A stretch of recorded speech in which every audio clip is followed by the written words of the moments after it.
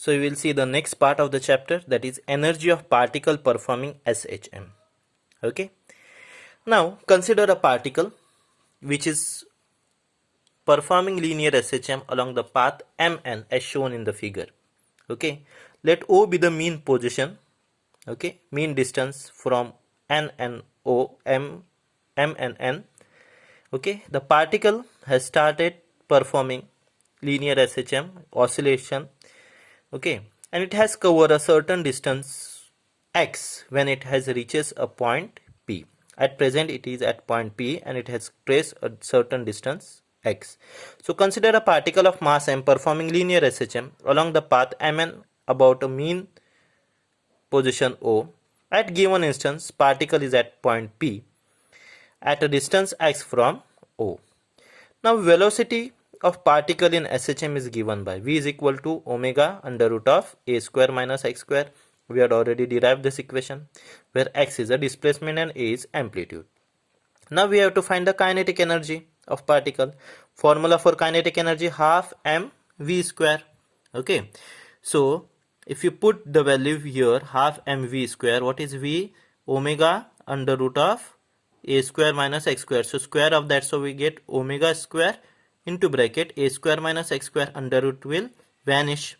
Okay, now here if you see what we get, half m omega square.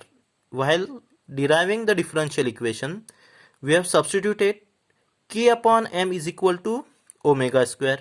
So m into omega square is nothing but equal to k. So I can write half k into bracket a square minus x square as k upon m is equal to omega 2. Now we have to find kinetic energy at time t. Okay, what is formula for kinetic energy? Half mv square. But velocity at time t is given by what? V is equal to a omega cos omega t plus phi. Here by mistake I have written square. It is a omega cos omega t plus phi. Okay, now you have to put it in the equation. So your equation becomes k is equal to half m, v is equal to a square, v square equal to a square omega square cos square omega t plus phi. So this expression gives you kinetic energy of a particle at time t. Okay, and if you see, as m is constant, a is constant, omega is constant, so it varies with cos square theta. As time varies, it varies with cos square theta. Now the restoring force is given by F equal to minus kx. Okay, so if a particle is displaced further by an infinitesimal displacement, very small displacement, against the restoring force, then certain work is done on that displacement, and that work is given by dw is equal to force into displacement. As displacement is against the force, so again I have written here minus dx, dw is equal to minus dx. But we have the value of f. What is f? F equal to minus kx. So if you put here, we get dw is equal to minus kx into minus dx. So dw is equal to kx dx. This is our equation number 5. Now this is the, now if you want to find a total work done when a particle moves from point O to P. O is the mean point, and from O it moves to a certain point P, that is up to x, it covers the distance x. So the total work done when particle moves from mean position to point P, for that we have to integrate this above equation, equation number 5. Okay, so when we integrate, we get w is equal to integration of 0 to x kx dx. Work done, integration of dw is nothing but w, work done, total work done. Now we have to integrate from 0 to x. As it moves, mean position is 0 and it covers a certain distance x. So 0 to x kx dx. Now k is constant of integration, so outside integration of x dx is x square by 2. Again here the integration is definite integral, so we have to use the limit. So upper limit is x and lower limit is 0. So when we put, we get k into bracket x square upon 2 upper limit, that is x square upon 2 minus 0 square upon 2. So that is nothing but W is equal to k x square upon 2. Now this work done is stored in the form of potential energy. So potential energy is equal to work done, and that is equal to half k x square. That is your equation number 7. Okay. Thus we have obtained equation for kinetic energy at time t, and potential energy. Now we have to find a equation for kinetic energy at time t. Now equation for kinetic energy at time t is given by P is equal to 1 upon 2 kx, where x is equal to what? A sine omega t plus phi. So if you put here x square we have, so if you put here we get what? A sine omega t plus phi whole square. So if you put here what we get? A omega square half m omega square a square sine omega t plus phi.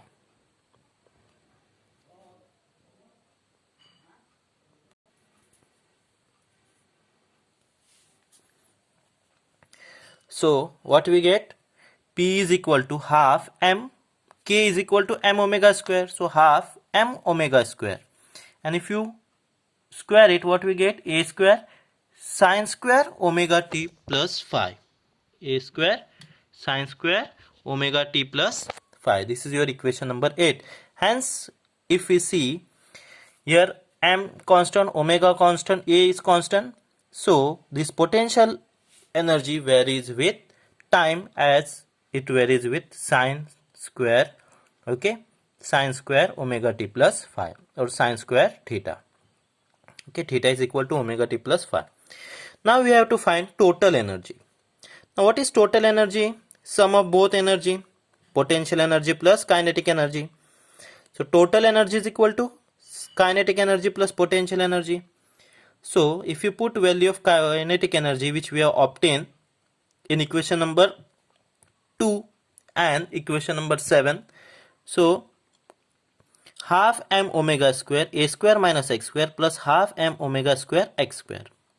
Now half m omega square is common, so take it outside. What is remaining? A square minus x square plus x square. Now x square get cancelled. What remains? Only a square. So total energy equal to half m omega square. Okay. Now half m. Okay.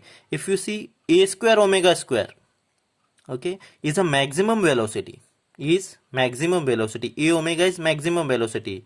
So a omega square is nothing but maximum velocity square. So total energy equal to half m v max square. Half m v max square. Next, the above expression gives total energy of particle at point P. As m, omega and a are constant, so total energy of particle is constant at P at time t. Now if you want to find it, it is not given in the book, then to have added it. Okay, this point is not necessary, but just for explanation I have added it, which is not given in the book. So total energy at time t is equal to kinetic energy at time t plus potential energy at time t.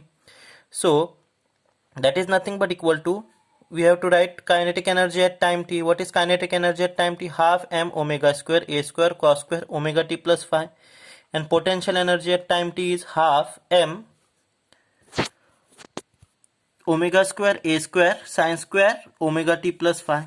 Now if you see here, half m omega square a square is common, so what is remaining in bracket? Half m omega square a square is common, so in bracket it is cos square omega t plus phi plus sine square omega t plus phi. So by identity, cos square theta plus sine square theta equal to 1. If you put here, what we get? Half m omega square a square. Okay, so m omega square is nothing but again k, so total energy at time t is nothing but equal to half k square, that is equal to same at which we have derived earlier. Now we have to find total energy in terms of frequency and time period. Okay, now what is equation of total energy? Total energy Te is equal to half m omega square a square. But what is omega? Omega is equal to 2 pi, so put here 2 pi n whole square. So that is nothing but 4 pi square n square. Now this 2 and 4, it will get cancelled, so what remain? Only 2. So 2 pi square n square a square m is a total energy in terms of frequency, and we know that if we want a relation between frequency and time period, they are inversely proportional. So n is equal to 1 upon t. So if you put here n equal to 1 upon t, then we get 2 pi square a square upon t square m. So this equation gives a total energy in terms of time period. So from this we conclude that total energy is directly proportional to mass. It is directly proportional to square of amplitude, directly proportional to square of frequency, directly proportional to force constant K, and inversely proportional to square of time period. Then conservation of energy, that means special cases. Okay, in that we have a point. Now when particle is at mean position, displacement is 0 and velocity is maximum. So if you get kinetic energy equal to maximum, so half m omega square a square, and potential energy is 0. Okay, so total energy at mean position, so denoted by mc, is equal to kinetic energy at mean position plus potential energy at mean position. Kinetic energy plus 0, that is kinetic energy at mean position, because potential energy is 0. So total energy at mean position is nothing but equal to half m omega square a square. Now we have to find total energy at extreme position. At extreme position, displacement is maximum and velocity is 0. So displacement is plus minus a and velocity is 0. So kinetic energy is equal to 0 and potential energy is equal to half m omega square a square. So total energy at extreme position equal to kinetic energy at extreme position plus potential energy at extreme position. That is equal, kinetic energy is 0, only potential energy. So total energy is equal to potential energy, that is equal to half m omega square a square. Thus we conclude that when particles oscillate, the energy changes within kinetic and potential energy. At mean position, particle possess kinetic energy, and at extreme position it possesses potential energy. Thus total energy is conserved, it is same. Okay, now there are still two cases. If displacement is plus minus a upon root 2, then kinetic energy and potential energy are equal, and that is nothing but equal to half of total energy. Okay, and when displacement is equal to plus minus a divided by 2, that time kinetic energy is nothing but half kx square. So if you put here x equal to a by 2, then what we get? 1 upon 4 half ka square, that is nothing but again a total energy. So it is 1/4 of total energy. Potential energy is 1/4 of total energy, and kinetic energy is 3 times potential energy.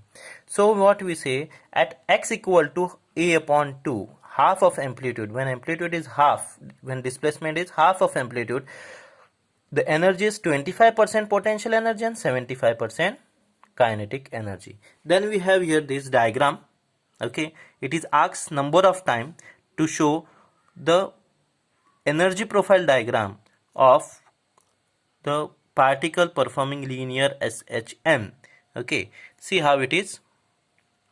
These are nothing but two parabolas, okay, which are opposite to each other.